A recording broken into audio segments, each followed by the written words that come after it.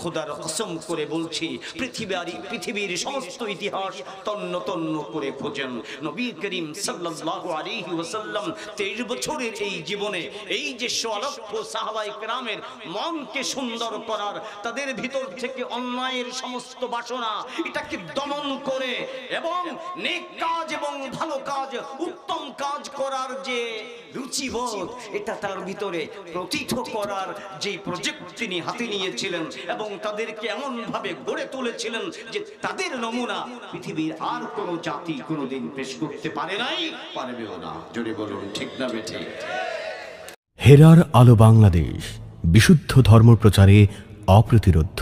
আলহামদুলিল্লাহ ওয়া কাফা ওয়া সালামুন আলা ইবাদিহিল্লাযীনা ইসতাফা। أما بعد فأعوذ بالله من الشيطان الرجيم. بسم الله الرحمن الرحيم.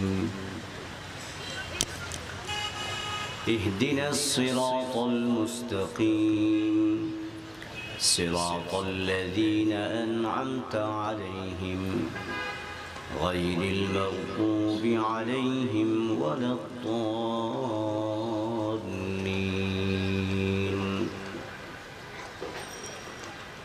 وقال رسول الله صلى الله تعالى عليه وسلم: عليكم بسنتي وسنة الخلفاء الراشدين المهديين.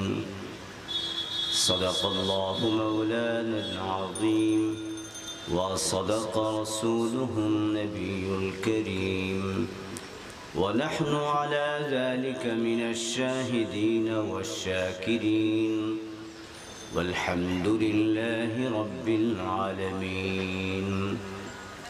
محبة الشتى درود شريف পড়ি। اللهم صل على محمد النبي الأمي وعلى آله وسلم تسليما. اللهم صل على محمد النبي الأمي وعلى آله وسلم تسليما. اللهم صل على محمد النبي الأمي وعلى آله وسلم تسليما. কিছুক্ষণ পূর্বে আপনারা উত্তম রুচির যে আলোচনা শুনছিলেন, হযরতে রাসূল করিম সাল্লাল্লাহু আলাইহি ওয়াসাল্লাম তিনি শিক্ষক রূপে এসে মানুষকে মানুষের মর্যাদায় সমাসীন করেছেন। তিনটা জাতি, একটা হচ্ছে ফেরেশতা, তারা নূরের তৈরি, তারা এক সেকেন্ডের জন্যেও আল্লাহর নির্দেশের বিপরীত কিছুই করে না। লা ইয়াসুনাল্লাহা মা আমারাহুম ওয়া ইয়াফআলুনা মা ইউমারুন। আল্লাহ পাক তাদেরকে যা কিছু নির্দেশ করেছেন সেগুলো যথাযথভাবে তারা পালন করে এবং একটি নির্দেশও তারা লঙ্ঘন করে না, অমান্য করে না। ফলে তাদের জীবনে পাপ বলতে কিছু নেই। আরেকটা প্রজাতি, প্রাণী জগৎ, পশুর জগৎ, তাদের জীবনের জন্য কোনো নিয়ম শৃঙ্খলা নেই। তারা যা মনে চায় তাই করতে পারে, যা মনে চায় তাই তারা খেতে পারে, যেভাবে মনে চায় সেভাবেই তারা সন্তান জন্ম দিতে পারে।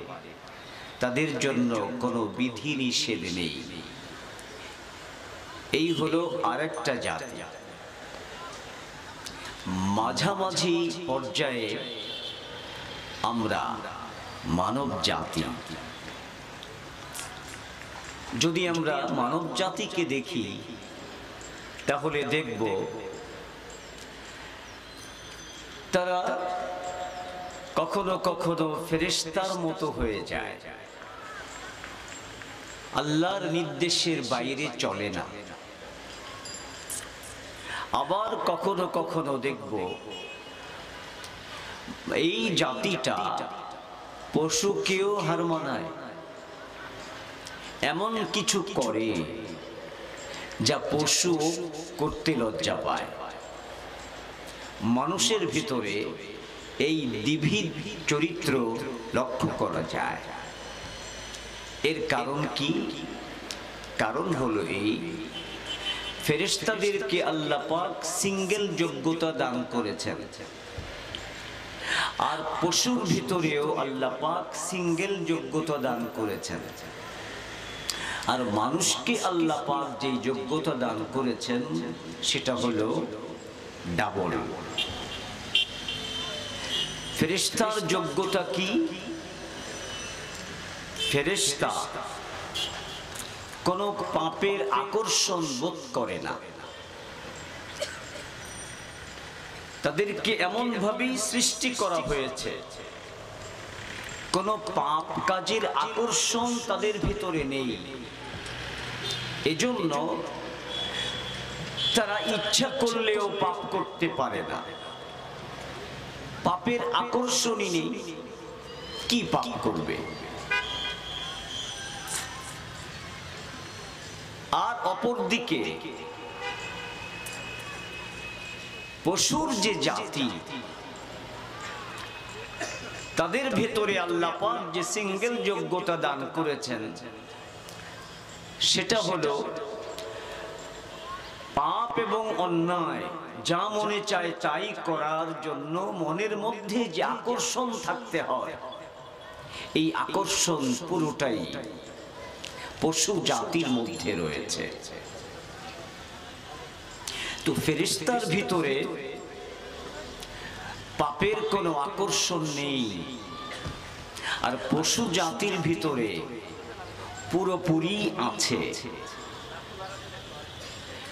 পশু জাতির মধ্যে যেহেতু পাপের আকর্ষণ নেই, তাই তারা ইচ্ছা করলেও পাপ করতে পারে না।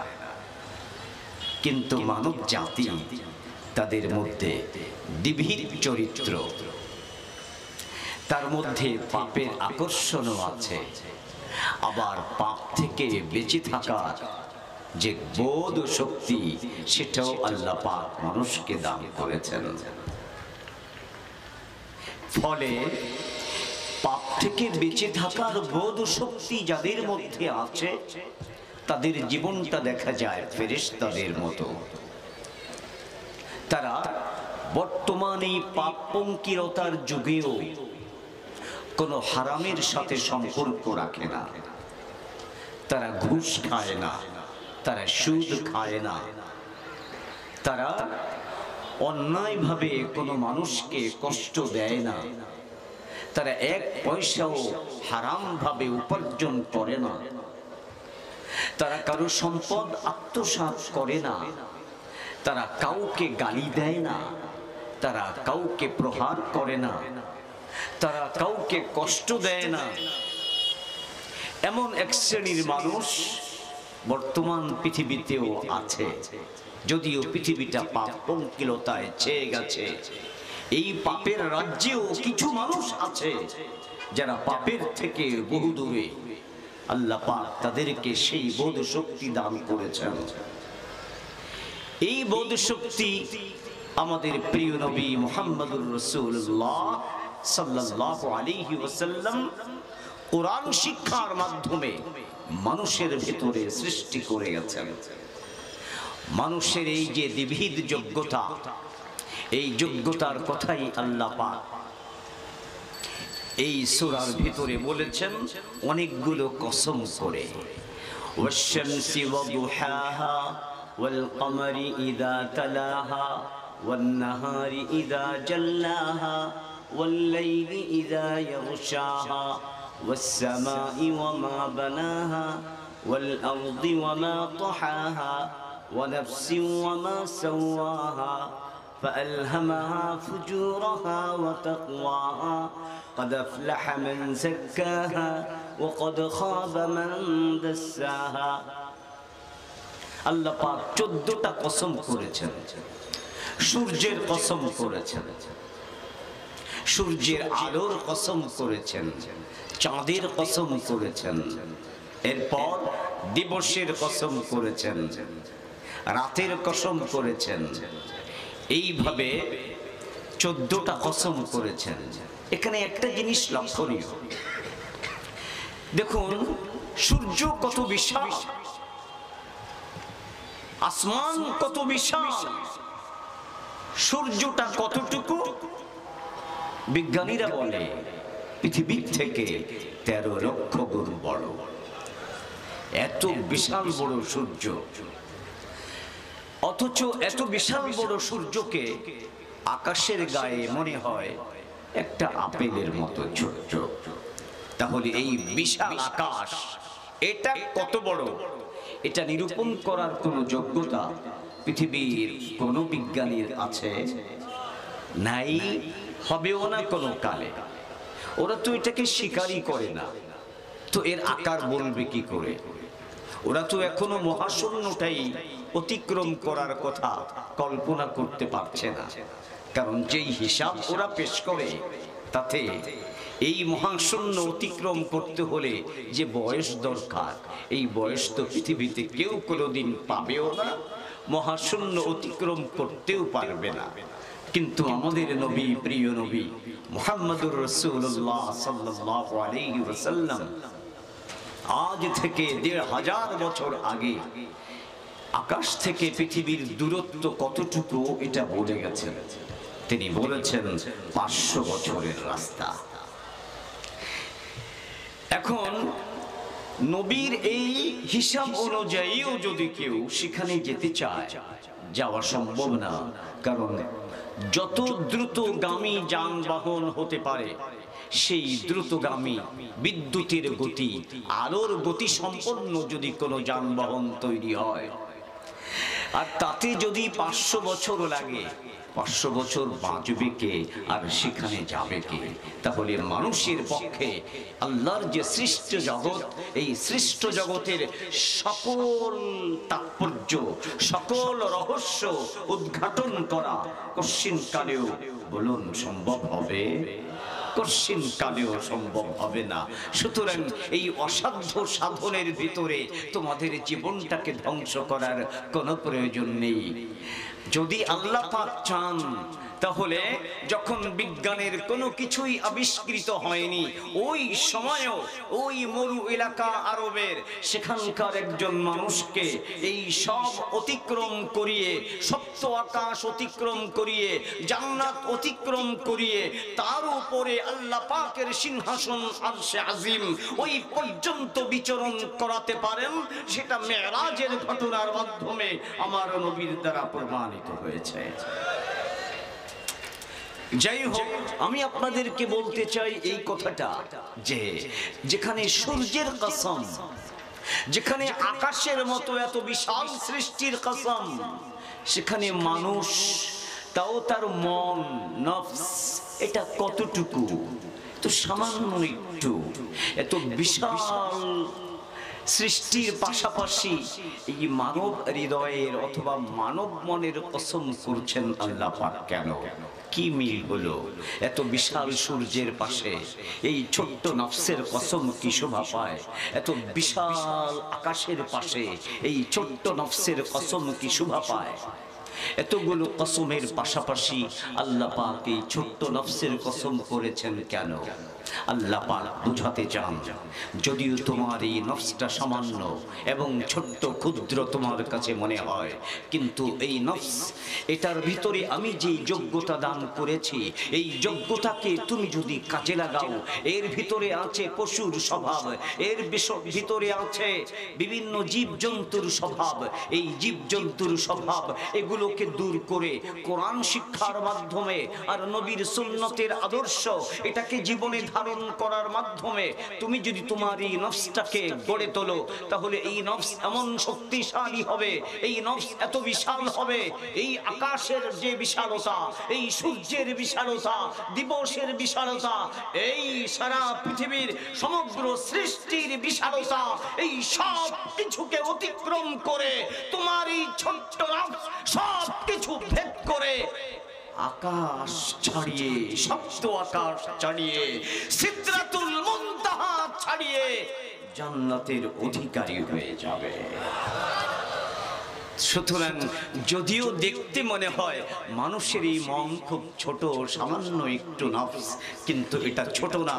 এর মর্যাদা সূর্যের চেয়ে বেশি, এর মর্যাদা দিবসের চেয়ে বেশি, এর মর্যাদা সাগরের চেয়ে বেশি, এর মর্যাদা সর্বপ্রকার গ্রহ নক্ষত্রের চেয়ে বেশি, এর মর্যাদা আকাশের চেয়ে বেশি, এর মর্যাদা সপ্ত আকাশ ভেদ করে এত উপরে চলে যায় যে তার মর্যাদার সাথে তুলনা করার মতো এই পৃথিবীতে কোনো সৃষ্টি আর অবশিষ্ট থাকে না। জোরে বলুন সুবহানাল্লাহ। আমি বলতে চাচ্ছি আপনাদেরকে, আমাদের প্রিয় নবী মুহাম্মদুর রাসূলুল্লাহ সাল্লাল্লাহু আলাইহি ওয়াসাল্লাম তিনি কি কাজ করতে এসেছিলেন, তার প্রজেক্টটা কি ছিল।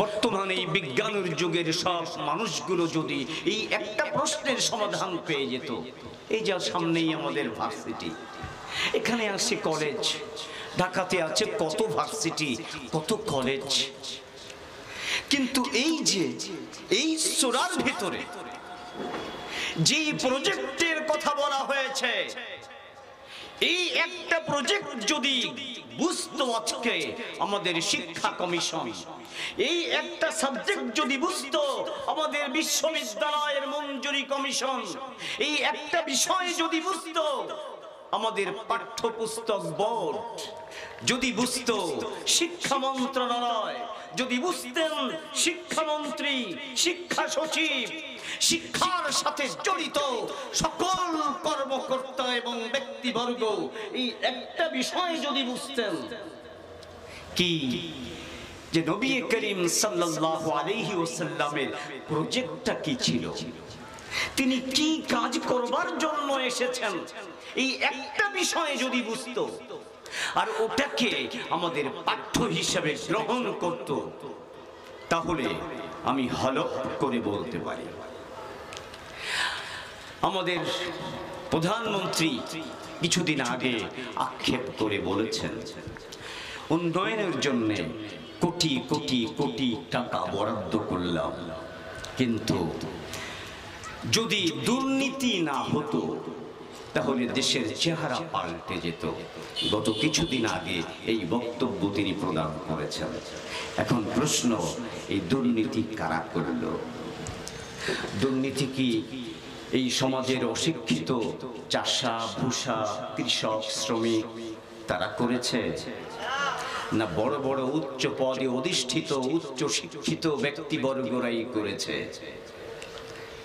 শামসুল আরিফিন ঢাকা ইউনিভার্সিটির সাবেক ভাইস চ্যান্সেলর একবার এক বক্তব্যে বলেছিলেন, আক্ষেপের বিষয়, বাংলাদেশে সবচেয়ে বেশি দুর্নীতি তারাই করে যারা সবচেয়ে বেশি শিক্ষিত। তাহলে সবচেয়ে বেশি শিক্ষিত হয়ে সবচেয়ে বেশি দুর্নীতি করে, পশুর কাজটা করে কেন? কারণ তারা শিক্ষা লাভ করেছে, কিন্তু শিক্ষার যে উদ্দেশ্য, আমাদের নবী যেই প্রজেক্ট নিয়ে এসেছিলেন এই প্রজেক্টের সাথে এদের কোনো পরিচয়ই হয়নি। সুতরাং শুধু ডিগ্রি অর্জন করেছে, আসল যে নৈতিকতা, উত্তম চরিত্র, সুরুচিবোধ সম্পন্ন হওয়া, এর ধারে কাছেও কোনো সিলেবাস সে পড়েনি এবং এটা তার শিক্ষা জীবনের কোথাও সে দেখেনি। ফলে তার মনুষ্যত্বের বিকাশ ঘটেনি। তাই তার দ্বারা এমন কাজ হচ্ছে যে কাজ একটা পশুর দ্বারাও কল্পনা করা যায় না। নবী করিম সাল্লাল্লাহু আলাইহি ওয়াসাল্লামের সেই প্রজেক্ট, এটা বুঝাতে এটা তো অনেক সময়ের প্রয়োজন। আমি শুধু সংক্ষেপে উনওয়ানটা বলবো, আজকে শিরোনামটা বলবো, এরপর ওলামায়ে কেরাম বয়ান করবেন, তার মাধ্যমে আপনারা বুঝতে পারবেন। আর আমিও লম্বা করতে পারছি না, এই জন্য আমার আরো দুটো মাহফিল, একটা শরীয়তপুর আর একটা হচ্ছে মাদারীপুর। তো এখন আমি সেখানে যাব, সেই তাড়া আছে, এজন্যে সংক্ষেপে শুধু এতটুকু বলবো, নবী করিম সাল্লাল্লাহু আলাইহি ওয়াসাল্লামের এই 23 বছরের যে দাওয়াতি মিশন, এই মিশনের প্রধান প্রজেক্ট এবং প্রকল্প ছিল এই মানব মন। ওয়া নাফসি ওয়া মা সাওয়াহা ফাআলহামাহা ফুজুরাহা ওয়া তাকওয়াহা ক্বাদ আফলাহা মান যাক্কাহা। মানুষের ভিতরে এই নফসের দিবিক যোগ্যতা আল্লাহ পাক মানুষকে দান করেছেন। সে ইচ্ছা করলে পাপ এর রাজ্যে নিজেকে ডুবিয়ে রাখতে পারে, আবার ইচ্ছা করলে সে ফেরেশতার মতো পবিত্র জীবন যাপন করতে পারে। এই উভয় প্রকার যোগ্যতা এই মানব মনের মধ্যে আল্লাহ পাক দান করেছেন। নবী করিম সাল্লাল্লাহু আলাইহি ওয়াসাল্লামের শিক্ষার প্রজেক্ট ছিল মানুষের ভিতরে যে অন্যায়ের আকর্ষণ আছে, পাপের আকর্ষণ আছে, হারামের আকর্ষণ আছে, ব্যভিচারের আকর্ষণ আছে, দুর্নীতির আকর্ষণ আছে, অপরেরটা মেরে খাওয়ার, অপরেরটা আত্মসাৎ করার যে আকর্ষণ আছে, ঘুষ খাওয়ার যে আকর্ষণ, সুদের আকর্ষণ, পরনারী ভোগ করার যে আকর্ষণ, এই সব আকর্ষণ এটাকে তিনি কোরআন শিক্ষার মাধ্যমে এবং তার উত্তম আদর্শের মাধ্যমে তিনি এমন ভাবে তাদেরকে গড়ে তুলেন যে এই আকর্ষণগুলো দমন হয়ে যায়। আর এর বিপরীতে তার ভিতরে সূচিত হয় এমন এক সুন্দর উত্তম আদর্শের বিকাশ। তার ভিতরে শুধু শুধু ভালো কাজের আকর্ষণ সৃষ্টি হবে, যে কাজে আল্লাহ খুশি ওই কাজ করতে মন চাইবে, যেই কাজে মানুষের উপকার হয় শুধু সেই কাজ করতে মন চাইবে, মানুষের ক্ষতি হয় এমনকি কোনো পশুর ক্ষতি হয় এমন কাজও সে বরদাস্ত করবে না। এই সুন্দর গুণগুলো তার মধ্যে বিকশিত করে দেয়া, এটাই ছিল প্রিয় নবী মুহাম্মদুর রাসূলুল্লাহ সাল্লাল্লাহু আলাইহি ওয়াসাল্লামের সবচেয়ে বড় প্রজেক্ট। এজন্য তিনি বলেছিলেন, আমার আগের বক্তা যেমন বলে গেলেন, বুইসতু মুআল্লিমা, আমি মুআল্লিম হিসেবে এসেছি, আমি তোমাদের শিক্ষক রূপে এসেছি। আপনারা জানেন নবী যে শিক্ষা দিতেন তার শিক্ষার সিলেবাসটা কি ছিল বলুন তো, জোরে বলুন কি ছিল? একটাই মাত্র কিতাব ছিল, পবিত্র কোরআন। বলুন ঠিক না বেঠিক? পবিত্র কোরআন তিনি 23 বছর শিক্ষা দিয়েছেন, এর বাইরে আর কোনো কিতাব ছিল না। এই একটা জিনিস শিক্ষা দিয়েছেন এবং এই শিক্ষার উদ্দেশ্য ছিল তার মনটা ফেরেশতার চেয়ে ঊর্ধ্বে চলে যাবে। সে তার মনকে এমন ভাবে গড়ে তুলবে যে সে ফেরেশতাকে পর্যন্ত ছাড়িয়ে যাবে। এজন্য দ্বিতীয় পর্যায়ে তিনি বলেছিলেন, বুইসতু লিউতাম্মিমা মাকারিমাল আখলাক, উত্তম উত্তম গুণাবলী আমি তোমার ভিতরে পরিপূর্ণ করে দিতে চাই। তাহলে কোরআন শিক্ষার মাধ্যমে উত্তম গুণাবলী মানুষের ভিতরে সৃষ্টি করা, এটাই ছিল নবী করিম সাল্লাল্লাহু আলাইহি ওয়াসাল্লামের প্রজেক্ট। এই প্রজেক্টে তিনি ১৬ লক্ষ সাহাবায়ে কেরামকে শিক্ষা দান করেছেন। খোদার কসম করে বলছি, পৃথিবীর সমস্ত ইতিহাস তন্ন তন্ন করে খোঁজেন, নবী করিম সাল্লাল্লাহু আলাইহি ওয়াসাল্লাম 23 বছরের এই জীবনে এই যে ১৬ লক্ষ সাহাবায়ে কেরামের মনকে সুন্দর করার, তাদের ভিতর থেকে অন্যায়ের সমস্ত বাসনা এটাকে দমন করে এবং নেক কাজ এবং ভালো কাজ, উত্তম কাজ করার যে রুচিবোধ, এটা তার ভিতরে প্রতীত করার যে প্রজেক্ট তিনি হাতে নিয়েছিলেন এবং তাদেরকে এমন ভাবে গড়ে তুলেছিলেন যে তাদের নমুনা পৃথিবীর আর কোনো জাতি কোনোদিন পেশ করতে পারে নাই, পারবেও না। জোরে বলুন ঠিক না বেঠিক? এই প্রসঙ্গে ছোট্ট একটা উদাহরণ দিয়ে আমি আজকে বিদায় নিতে চাই। এরপরে যারা আছেন তারা ইনশাআল্লাহ বয়ান পেশ করবেন। ছোট্ট একটা উদাহরণ দেখুন, আমাদের সমাজের সবচেয়ে বড় সমস্যা কি? এখানে প্রত্যেকেই যা পায় তাই খেতে চায়। এটা আমার জন্য বৈধ নাকি অবৈধ, এই কথা চিন্তা করার অবকাশ নাই। যা পায় তাই খায়, হালাল না হারাম এটা দেখার কোনো অবকাশ নাই। রাসূলুল্লাহ সাল্লাল্লাহু আলাইহি ওয়াসাল্লাম কোরআন শিক্ষার মাধ্যমে এমন জনগোষ্ঠী তৈরি করে গেলেন, তার মধ্যে একজনের নাম বলছি হযরতে আবু বকর সিদ্দিক রাদিয়াল্লাহু তাআলা আনহু। তিনি একদিন তারই কৃতদাস গোলাম কিছু খেজুর এনে দিয়েছে। তিনি খুব ক্ষুধার্ত ছিলেন, খেজুরগুলো খেলেন। খাওয়ার পর গোলাম জিজ্ঞেস করছে, হুজুর আপনি তো খেজুর খেলেন, এই খেজুরটা কিভাবে এনেছি তা তো জানলেন না। তখন তিনি বললেন, তুমি তো প্রতিদিনই আনো, আমার খাবার তো ডেলি তুমি জোগাড় করে দাও, ডেলি আমি তোমাকে জিজ্ঞেস করি, তুমি ডেলি উত্তর দাও, তো আমি দেখি যে তুমি বৈধভাবেই সবকিছু আনো। আর আজকে যেহেতু ক্ষুধা বেশি লেগেছিল, আজকে আর জিজ্ঞেস করার অবকাশ হয়নি, কোনো সমস্যা থাকলে বলো কি হয়েছে। তখন কৃতদাস বলছে, আমি আজকে যে খেজুরগুলো পেয়েছি এটা আমি যখন কাফের ছিলাম, কাফের থাকা অবস্থায় জাদুবিদ্যার মাধ্যমে একজন মানুষের চিকিৎসা করেছিলাম, ওই মজুরিটা বাকি ছিল, আজকে সেই মজুরিটা সে পরিশোধ করেছে এবং সেই বাবদ এই খেজুর আমি পেয়েছি এবং এটাই আপনাকে দিয়েছি। তখন তিনি বললেন, এটা তো আমার জন্য হারাম, তোমার জন্য হারাম। জাদুবিদ্যার মাধ্যমে কোনো কিছু উপার্জন করা এটা মুসলমানের জন্য বৈধ নয়। এখন কি করা? ক্ষুধার্ত ছিলেন সারাদিন, তিনি গলায় হাত ঢুকিয়ে দিলেন বমি করার জন্যে। সারাদিন ক্ষুধার্ত, কিভাবে বমি হবে? একজন পরামর্শ দিলেন, পেট ভরে পানি খান। তিনি পেট ভরে পানি খেলেন, এরপর গলার ভিতরে আঙ্গুল ঢুকিয়ে দিলেন, এরপর বমি হলো, এই হারাম খাদ্য পেট থেকে বের করে দিলেন। এতটুকু খেজুর হারাম, এটাও এই জাতি বরদাস্ত করত না। নবীর হাতে যারা শিক্ষা গ্রহণ করে তারা এতটুকু হারাম তার পেটের ভিতরে গ্রহণ করতে রাজি নয়। যদি ভিতরে চলে যায়, যে পর্যন্ত বের করতে না পারেন সে পর্যন্ত শান্ত হন না। আপনারা বলুন তো, এইরকম চরিত্রের মানুষ যদি বাংলাদেশের প্রত্যেকটা থানার ওসি হয়, এই রকম চরিত্রের মানুষগুলো যদি বাংলাদেশের প্রত্যেকটা অফিসের প্রধান কর্মকর্তা হয়, এই রকম চরিত্রের মানুষগুলো যদি বাংলাদেশের সকল আদালতের বিচারক আর বিচারপতি হয়, তাহলে বলুন এই রকম চরিত্রের অধিকারী যদি বাংলাদেশের প্রতিটি এমপি হয়, প্রতিটি মন্ত্রী হয়, তাহলে বাংলাদেশে কোনো দুর্নীতি থাকবে? জোরে বলুন, থাকবে? তাহলে এই চরিত্রের মানুষ গড়ার ব্যবস্থা কি ঢাকা ইউনিভার্সিটিতে আছে? এমন চরিত্রের মানুষ তৈরি করার কথা কি এই যে পাশের ভার্সিটির ভিতরে আছে? কোথাও নাই, সারা বিশ্বে নেই, আমাদের বাংলাদেশেও নেই। আর এই কারণেই সারা পৃথিবী এখন ধ্বংসের দ্বার প্রান্তে উপনীত হয়েছে।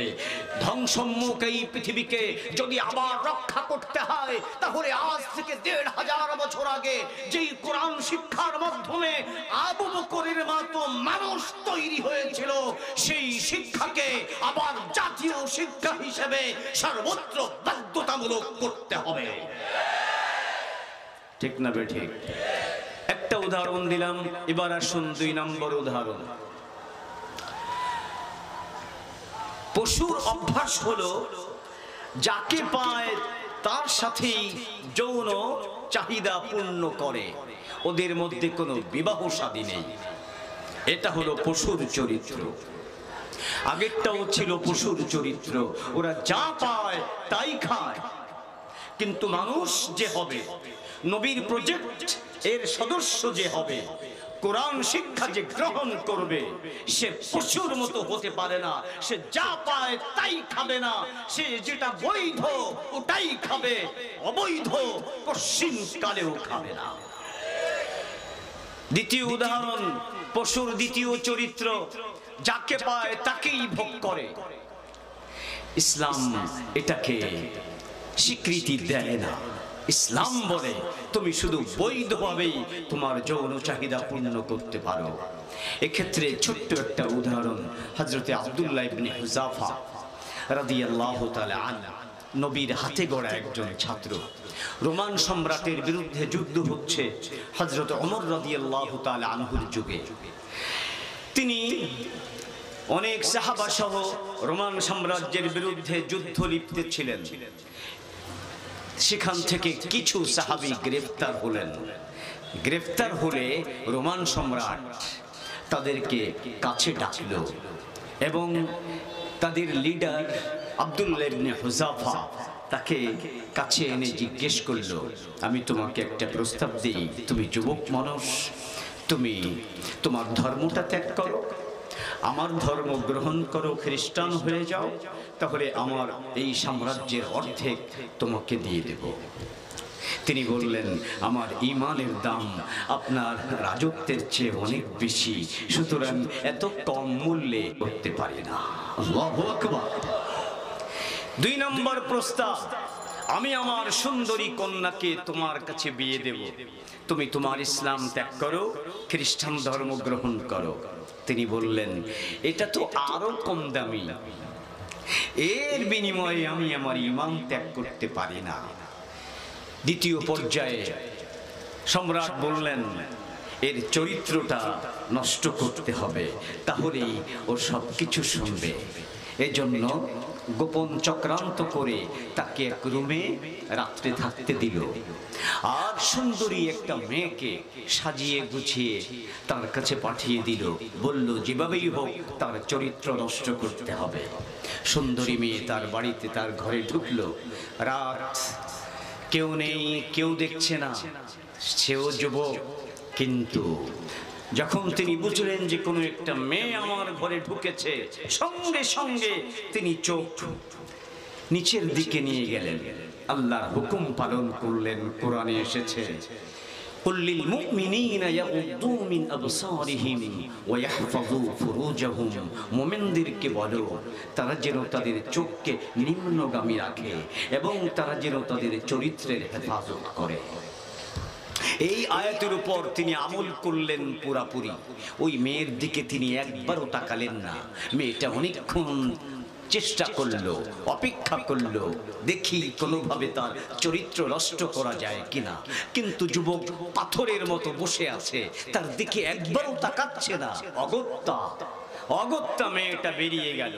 বাদশার কাছে গিয়ে বলল, ইলামান আদখালতুমুনি, হে বাদশা নামদার, আপনি আমাকে কার কাছে পাঠিয়েছেন, কেমন যুবকের কাছে পাঠিয়েছেন? ওয়াল্লাহি লা আদরি, ওয়াল্লাহি লা আদরি আহুয়া বাশারুন আম হাজার, খোদার কসম আমি বলতে পারছি না যে সে কি মানুষ নাকি একটা পাথর। যদি সে মানুষ হতো তাহলে আমার মতো সুন্দরী যুবতীর দিকে সে না তাকিয়ে পারে না, কিন্তু সে একবারও তাকায়নি, তাই আমার মনে হচ্ছে না যে সে মানুষ না পাথর, আমি বলতে পারছি না। 2 নম্বর আরো রিপোর্ট দিচ্ছে, ওহুয়া আল্লাহি লা ইয়াদরি আনা উনসা আম যাকার, খোদার কসম আমার মনে হয় সেও বলতে পারবে না যে আমি যে তার রুমের ভিতরে কিছুক্ষণ ছিলাম, আমি কি কোনো মহিলা ছিলাম নাকি কোনো পুরুষ ছিলাম।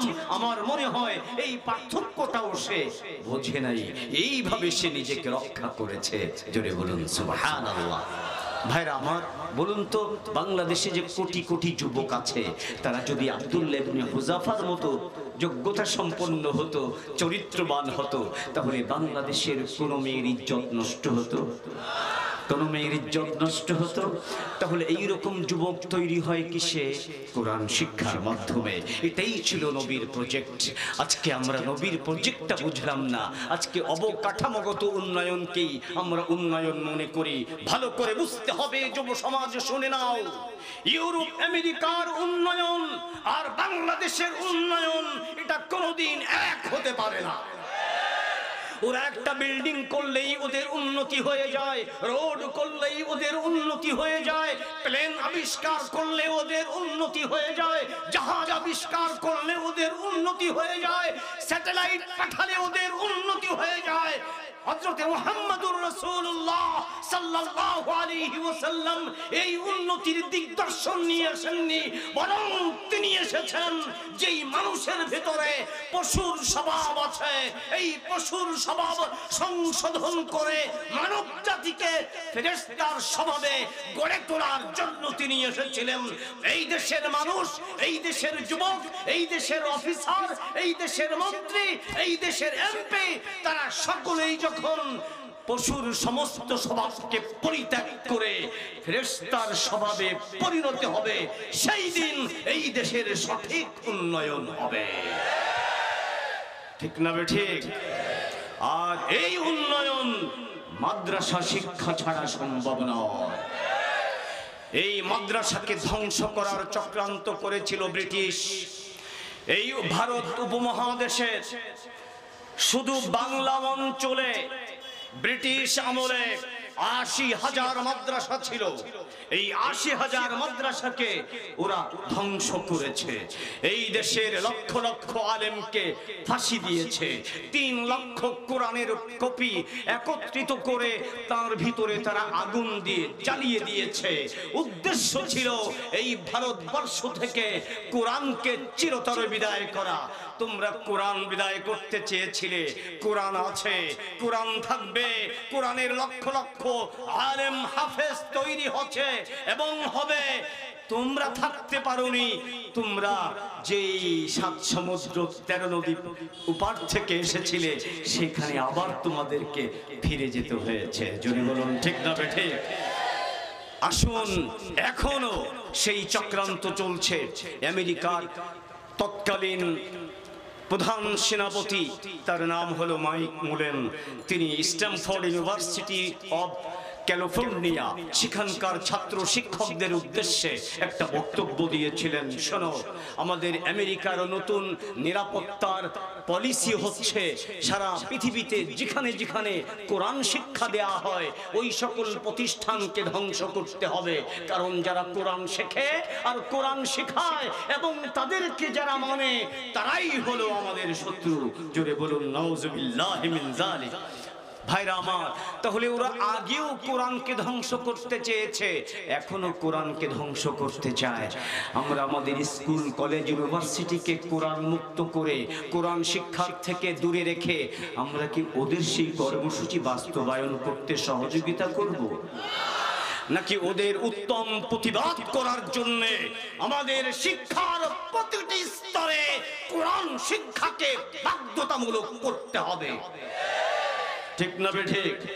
আলহামদুলিল্লাহ, যতদিন আমরা কোরআন নিয়ে থাকবো ততদিন আমাদের কেউ ধ্বংস করতে পারবে না। আমাদের একটু হীনমন্য হলে চলবে না। এক সময় আমরা গোটা পৃথিবী শাসন করেছি, আবার যুবক কোরআনের পথে ফিরে আসো, নতুন করে আবার গোটা পৃথিবী তোমরাই শাসন করবে। আল্লাহ আমাদেরকে তৌফিক দান করুন। ওয়া আখিরু দাওয়ানা আনিল হামদুলিল্লাহি রাব্বিল আলামিন। আসসালামু আলাইকুম ওয়া রাহমাতুল্লাহ।